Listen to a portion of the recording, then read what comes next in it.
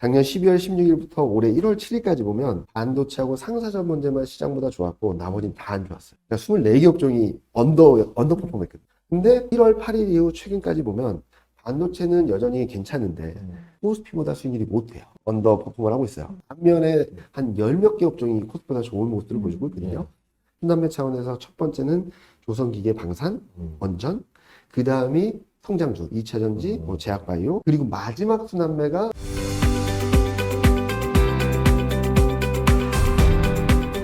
요즘 또 보면 시장의 흐름을 보면 네. 약간 반도체에서 2차 전지로 넘어간 것 같은 요즘 에코프로도 정말 많이 오르잖아요. 그렇죠. 그 이유를 어떻게 보시나요? 일단은 이 패턴도 작년 9월, 10월하고 똑같습니다. 2025년 9월, 10월에도 전자가 계속 올라서 9월 초부터 11월 3일 고점까지 수익률을 보면 압도적으로 전자가 좋고 그 다음인가 다음이 2차전지였거든요. 그때도 좀 비슷한 트렌드였는데 일단은 2차전지 소재 가격들이 급등을 했습니다. 원자재 가격들이 리튬 가격이나 이런 것들이 급등을 하고 있고 그 왜 급등을 했냐? 중국, 말레이시아 이런 전 세계적으로 좀 감산 기조가 있어요. 그러니까 그동안에 공급 과잉이다 보니까 감산 기조가 있어서 가격이 튀는 거죠. 근데 거점 대비 더블 가까이 갔는데 장기로 보잖아요. 조금 올라온 거거든요. 그래서 거기에 대한 가격이 반영되고 있고 한국 2차전지 소재 쪽들이 더 많이 움직였거든요. 소재 쪽들이. 왜 그러냐면 한국 2차전지 소재는 해지를 잘 안 해서 원자재 가격이 떨어지면 적자, 올라가면 실적 개선이에요. 그런 것들에 대한 기대감들이 들어왔고 두 번째로는 ESS 수요가 좀 가시적으로 들어오고 있고 마지막으로는 최근 핫했던 테마 로봇. 궁극적으로 로봇이 상용화되면 뭐가 필요할까요? 배터리. 네. 그런 이슈까지 맞물리면서 최근 빠르게 치고 올라오고 있고 특히 코스닥 쪽을 많이 움직이는 게 그러니까 시가총액이 왔다 갔다 엎치락뒤치를 하고 있거든요. 지금 저는 그동안 시가총액 1위 자리했던 제약바이오 기업이 이전 상장한다는 이슈가 있어요. 그러면은 얘가 빠지면 그 다음 1, 2등이 명확하잖아요.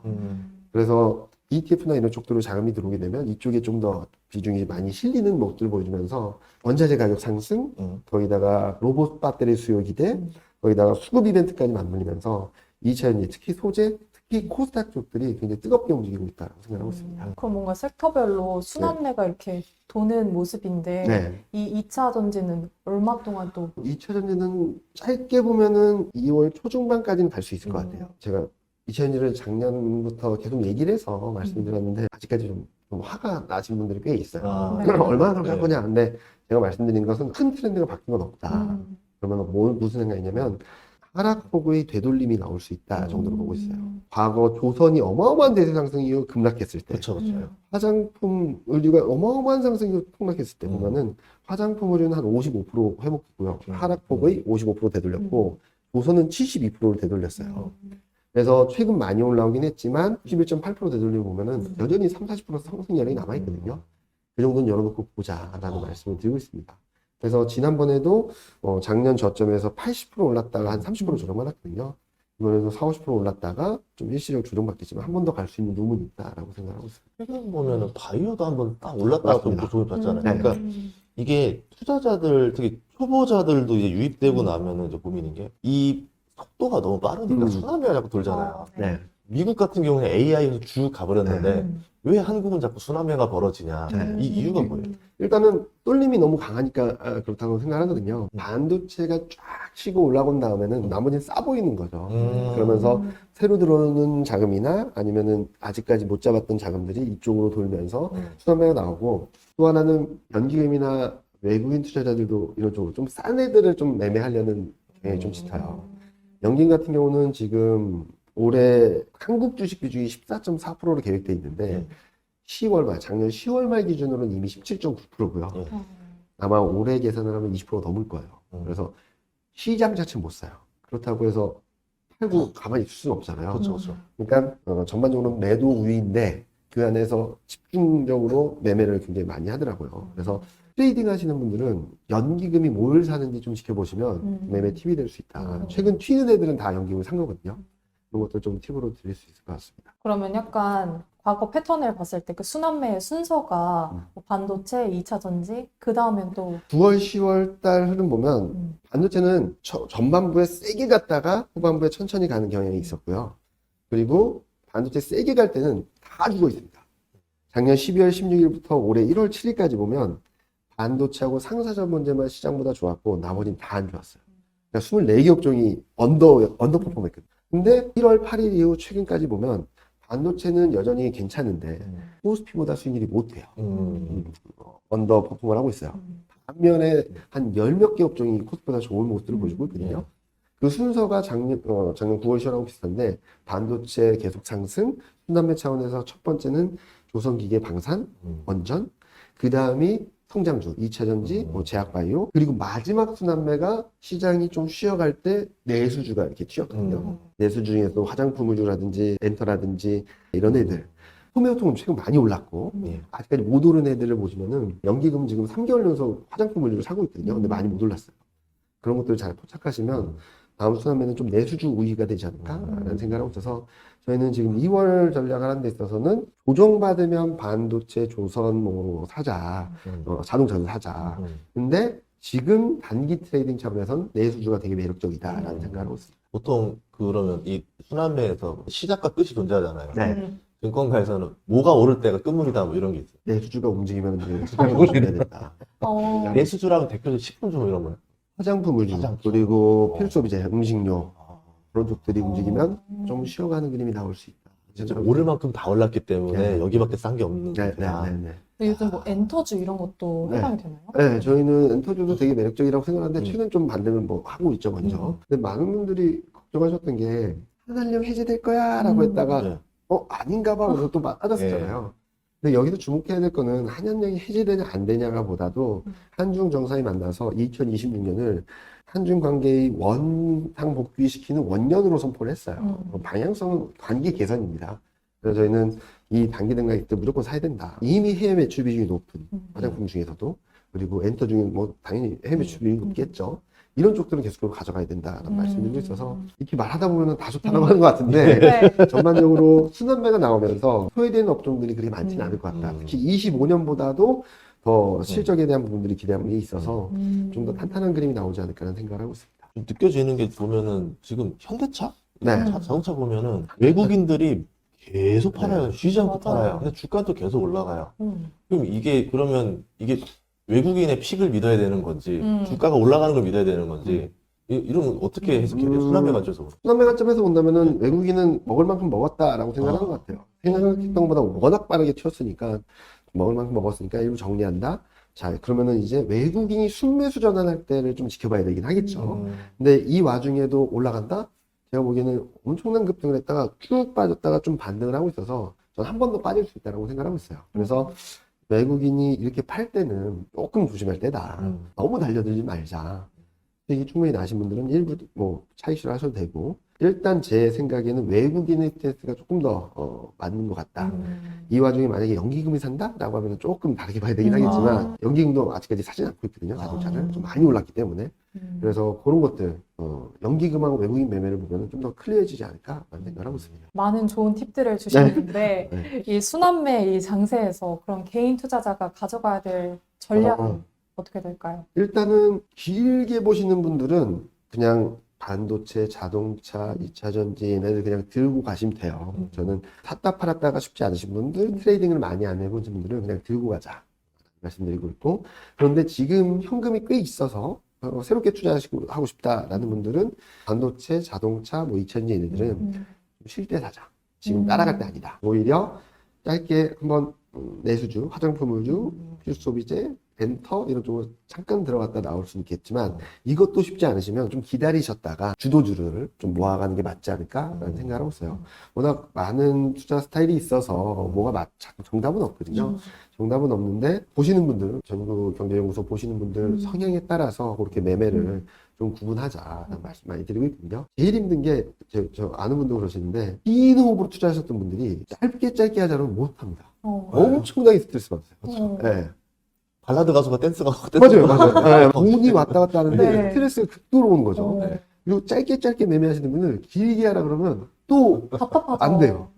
그래서 투자하시는 분들 스타일이 어떤지 그리고 주식 투자에 많이 안 해보신 분들은 피라미드 전략처럼 좀 천천히 모아가는 전략을 하시는 게 제일 좋겠다. 근데 지금은 서두를 때는 아니다. 코스피가 3,200 넘나들고 이럴 때 막 뛰어들어서 막 하는 건 아니다. 포머를 지금은 조금 조심해야 될 때다. 말씀드리고 있습니다. 요새 게임주에 관심이 좀 많아졌거든요. 게임 요즘 많이 주요? 올랐다고 하던데. 네, 게임주도. 많이 올랐죠, 많이 올랐죠. 여기도 어떻게 보면은 화장품 이런 네. 거랑 같은 맞아요. 주로 봐야 되는 거죠. 네네. 네.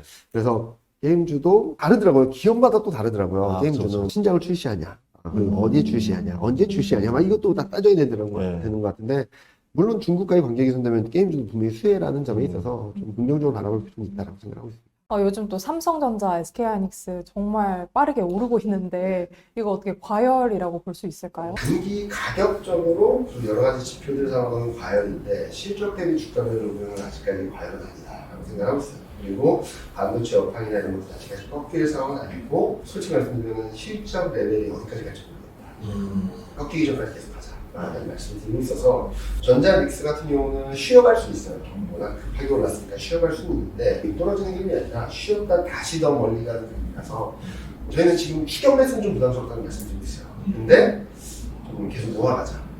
많으신 분들은 그냥 증모하고 아직 비중이 좀 많지 않으신 분들은 흔들릴 때마다 계속 모아가는 전략을 가져가시면 좋겠다라는 말씀 많이 드리고 있고요. PER이 아직까지 7배, 8배밖에 안 돼요. 네. PBR은 비싸다고 하는데 PBR 같은 경우는 아마 주주 친화 정책이 발표되면 좀 바뀔 수도 있거든요. 지금 ROE가 빠르게 올라가는 기준이라서 저희는 전자닉스 단기적으로 가격적으로 부담스러운데 실적이 올라가는 거에 따라서 끌려가는 그림이 나오고 있어서 실적이 올라가는 걸 계속 간다. 특히 제일 주목할 부분은 3월 초중반이에요. 3월 초중반, 중후반 가면 이제 4월 달에 실적, 4월 초에 이제 전자 실적 가격에서 나올 테니까 그때 또 한 번 내려올 때는 쫙 치고 오겠죠. 진짜 엔비디아 느낌이네요. 네. 줬다가 계단 오르고, 네. 줬다가 계단 오르고. 그래서 계속 공부할 수 있게 9월, 10월, 11월, 12월을 한번 차차히 살펴보세요. 업종별로 어떻게 수납매가 나타나는지 보시면 이번이랑 너무 비슷합니다. 너무 비슷해서 한번 요걸 보면은 다음에 가야겠다. 이 정도 힌트가 나올 수도 있어요. 오늘 제가 이제 실적 발표 났잖아요. 네. 그러니까 저는 이제 마이크로소프트가 오늘 실적 발표를 하고 주가가 마이너스 7%까지 내려왔었던 게 투자를 더 늘리겠다, 예상보다 더 많이 늘리겠다 하니까 주가가 박살난 거예요. 실적은 너무 잘 나와도. 그러면 마소가 투자를 많이 했으면 당연히 이제 그럼 GPU라던가 HBM 주문이 더 늘어날 거라는 좋은 신호잖아요. 거기에다가 삼성전자 오늘 사상 최대 실적도 발표해줬으면 당연히 주가가 올라야 되는 거 아니냐? 라는 게 이제 보통 일반 사람들 심리잖아요. 근데 주가가 또 안 오르고 차이 나오면. 일단은 저희 해외 주식 담당하는 친구 얘기 들어보면 지금 AI 산업 분야가 약간 미스가 난다고 하더라고요. 마이크로소프트에서. 지금 다 AI에 꽂혀 있는데 그게 미스가 나면서 좀 흔들리는 모습들 보여주는 거고, 그리고 말씀하신 것처럼 아까 12월 달에 수익성 악화라는 이슈가 들어오면서 투자 확대는 더 이상 주가 상승 트리거는 아닌 거예요. 왜 그러냐면 브로드컴도 투자 확대한다고 그랬어요. 근데 투자를 맞았잖아요. 네. 이거는 그래 많이 투자해. 그럼 돈은 언제 벌래? 이 생각을 하는 거죠. 그래 투자 많이 해? 근데 뭐야 AI가 미스 났어? 이러다가 많이 안 좋은 거 아니야? 이런 생각을 하는 거죠. 주가도 꽤 올라와 있고. 그래서 지금은 미국 주식 투자도 굉장히 어려워지긴 했는데 옛날에는 실적이 조금 올라가고 실적이 나면 떨어졌는데 실적이 서프라이즈 나면 떨어지고 실적이 쇼크나면 올라가고 이런 거죠. 보통 미국에는 적용 안 되는 한국에 많이 적용됐던 스트리트 컨센서스, 길거리, 투자자들의 심리, 어딘지 몰라요. 투자자들이 길이 지금도 못했다라는 평가를 받으면 따지는 겁니다. 그래서 지금은 기대했던 부분들 중에서 한 군데만 기스가 나도 좀 흔들흔들고 하는 모습을 보여주고 있어서 마이크로소프트는 저희는 굉장히 좋게 보고 있는데 단기적으로는 이런 미스된 부분들을 좀 소화하고 가는 구간이 아닐까 생각하고 있습니다. 그러면 예전에는 투자를 많이 하면 많이 할수록 긍정적으로 봤던 그 월가의 심리에서 이제는 투자 대비 투자 수익을 가져다 주는 그 가성비의 관점으로 바뀌었다는 얘기죠. 그것도 그렇지만 투자 많이 해. 그래, 오케이, 잘했어. 그럼 그다음 뭐 수익이나 이거죠. 그러니까 사람들의 기대는 점점점 높아질 수밖에 없어요. 그동안에 투자 많이 하면 막 박수 쳤는데 이제 투자 많이 하는 건 기본 디폴트 값이 되는 거죠. 그 다음에 그럼 돈을 얼마나 벌래? 그러니까 어느 정도 벌래? 언제 벌래? 이걸 이렇게 따지는 거죠.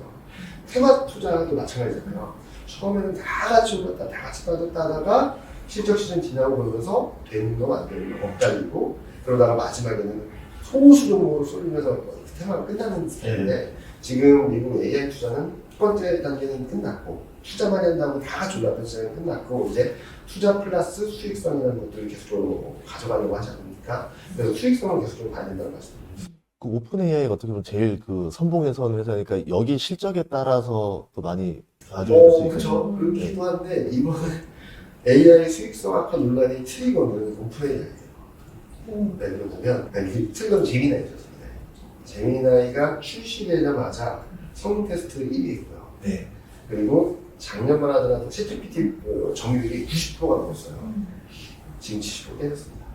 제미나이가 다 잠식해서 그럼 무슨 생각을 하나? 아까 말씀하신 대로 오픈AI가 보는데 형님 같이 해줘 이랬던 게 아닌가? 이렇게 의심을 한 거죠. 그런 와중에 블루도크 난리치고 오라클 난리치니까 엎치락뒤치락 하는 거죠. 그러면서 좀 상황들이 좀 복잡해지긴 한 것 같다. 옛날에는 오픈AI만 있으면 라고 했던 거지 잠깐만 얘도 좋긴 한데 얘는 압도적이지 않을까? 그런 거죠. 전자가 시총 1위를 내줄 수 있다는 걱정을 하게 되면 매력이 없잖아요. 그런 균형이 가해지면서 수익성에 대한 더 깐깐한 지표가 들어왔고 그러면서 좀 종목별로 엇갈리는 일이 되지 않나 생각합니다.